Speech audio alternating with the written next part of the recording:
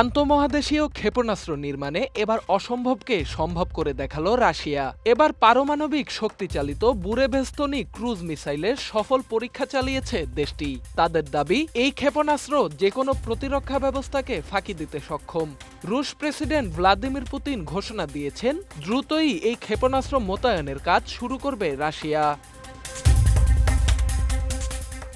রাশিয়ার সামরিক বাহিনীর প্রধান জেনারেল ভ্যালেরি গেরাসিমভ জানান, ২১ অক্টোবরের পরীক্ষায় বুরেভেস্তনিক মিসাইলটি প্রায় ১৪,০০০ কিলোমিটার দূরত্ব অতিক্রম করে এবং টানা ১৫ ঘন্টা আকাশে অবস্থান করে। ইউক্রেন যুদ্ধের দায়িত্বে থাকা জেনারেলদের সঙ্গে এক বৈঠকে পুতিন বলেন, এটি এমন এক অস্ত্র যা বিশ্বে আর কারো কাছে নেই।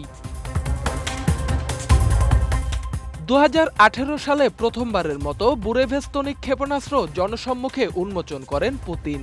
সে সময় তিনি একে যুক্তরাষ্ট্রের ক্ষেপণাস্ত্র প্রতিরক্ষা ব্যবস্থার জবাব হিসেবে বর্ণনা করেছিলেন।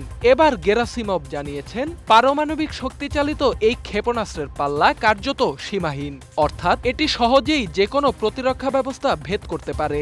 রাশিয়া জানিয়েছে, বুরেভেস্তনিকের এই সফল পরীক্ষা এবং সাম্প্রতিক পারমাণবিক মহড়াগুলোর মাধ্যমে পশ্চিমা দেশগুলোকে তারা স্পষ্ট বার্তা দিচ্ছে যে ইউক্রেন যুদ্ধের চাপেও রাশিয়া কোনোভাবেই নতি স্বীকার করবে না।